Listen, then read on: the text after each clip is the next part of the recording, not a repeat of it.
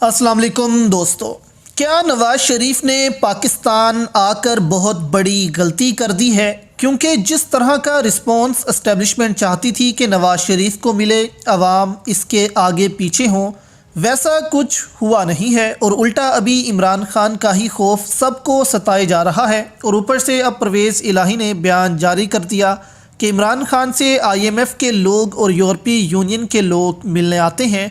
इस खबर ने तो और ज़्यादा परेशान करके रख दिया है नवाज़ शरीफ को कि IMF का वफ़द इमरान खान से मिला है, मुझसे क्यों नहीं मिला। अब सहाफ़ी फ़हद शहबाज ने इस खबर को कैसे एक्सप्लेन किया है वो आपके सामने रखते हैं दोस्तों। साथ नवाज़ शरीफ के साथ अब होने क्या जा रहा है। कतर ने मैकडॉनल्ड्स का बुरा हाल करके रख दिया है। क्या ऐलान किया है मैकडॉनल्ड के ख़िलाफ़, इस पर भी कुछ डिटेल्स आई हैं, वो आपके सामने रखेंगे। अब फ़हद शहबाज कहते हैं कि अदालत में हम कुछ सहाफ़ी परवेज़ इलाही के पास बैठे थे और इनके वकील और कुछ सहाफ़ी उनसे बातें कर रहे थे, जबकि इसी दौरान मोनस इलाही का फ़ोन भी आया परवेज़ इलाही को। अब इसी दौरान फ़हद शहबाज ने कहा कि मैंने परवेज़ इलाही से पूछा क्या अडयाला में आपकी इमरान खान से भी कोई मुलाकात हुई है, जिस पर परवेज़ इलाही ने सर हिलाकर जवाब दिया कि हाँ हुई है मेरी मुलाकात। फिर सवाल किया कितनी दफ़ा आप इमरान खान से जेल में मुलाकात कर चुके हैं, जिस पर उन्होंने कहा कि मत पूछो, बस मुलाकात हुई है। हम दोनों के कमरे एक साथ ही मौजूद हैं, यानी कि एक तरफ परवेज़ इलाही का जेल वाला कमरा है और दूसरी तरफ इमरान खान का।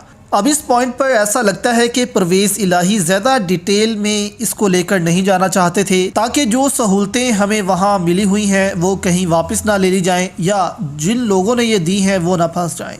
अब या तो ये मुलाकातें एस्टेब्लिशमेंट की मर्ज़ी से हो रही हैं या जेल में जो अहलकार हैं वो इमरान खान पर या परवेज़ इलाही पर ज़्यादा ही कुछ मेहरबान हैं। लेकिन जाहिर है एस्टेब्लिशमेंट की प्रेजेंस तो जेल में लाजमी सी बात है कि होगी ही, और इनकी मर्ज़ी से तो इस वक्त जेल में कोई चिड़िया भी नहीं पर मार सकती। तो मुलाकात अगर हो रही हैं तो इसमें एस्टेब्लिशमेंट की रज़ामंदी शामिल थी। आगे वो कहते हैं जिससे इस चीज़ का सबूत मिलता है कि इमरान खान वाकई में ही जेल में इस वक्त ईजी हैं।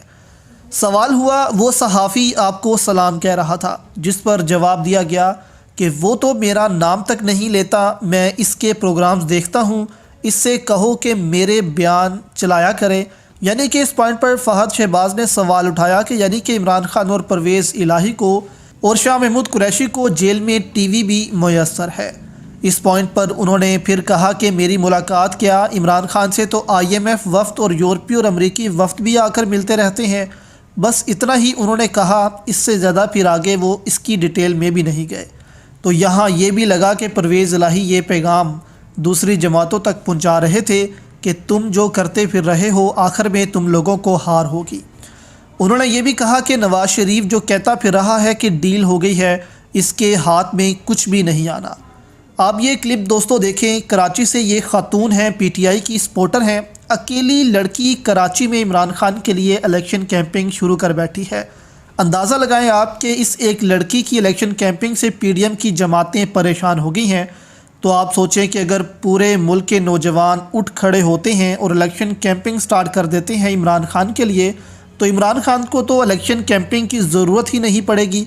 इमरान खान तो जेल में बैठा इक़्तिदार की कुर्सी पर आकर बैठ जाएगा।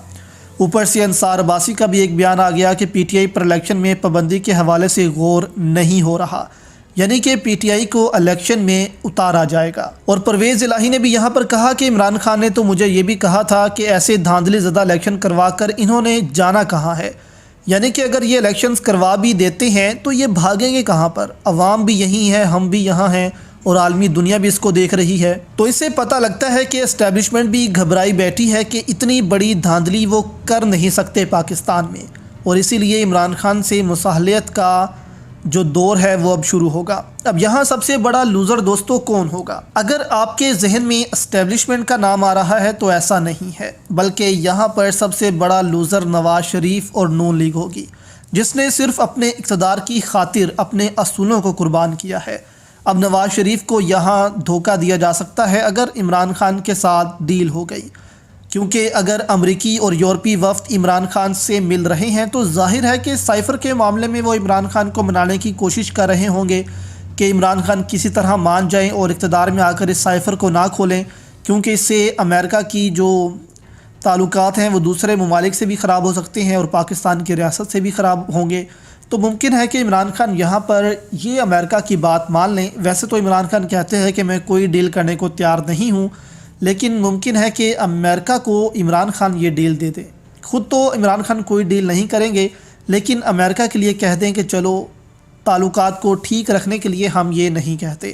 تو اگر یہ ہو گیا تو پھر نواز شریف اور نون لیگ کی آنے کی آخری امید بھی ختم ہو جائے گی، اور بہت جلد آپ پھر ان کی چیخیں بھی سنیں گے اور اسٹیبلشمنٹ کو پھر سے یہ برا بھلا کہنے لگ پڑیں گے۔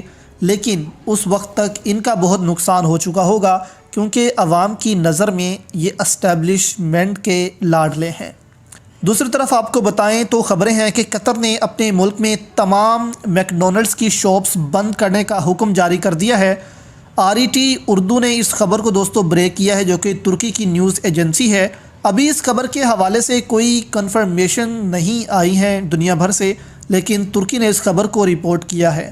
اب اگر قطر نے ایسا واقع میں ہی کر دیا ہے تو اس کا نقصان دوستو میک ڈونلڈ کارپوریشن کو بہت زیادہ ہونے والا ہے، اور ممکن ہے کہ دوسرے مسلم ممالک سے بچنے کے لیے میک ڈونلڈ کارپوریشن اسرائیل سے میک ڈونلڈ کی برانچ کو واپس لے لے، کیونکہ مسلم دنیا ایک بڑی مارکیٹ ہے میک ڈونلڈ کے لیے، جبکہ اسرائیل ایک بہت چھوٹی مارکیٹ ہے ان کے لیے۔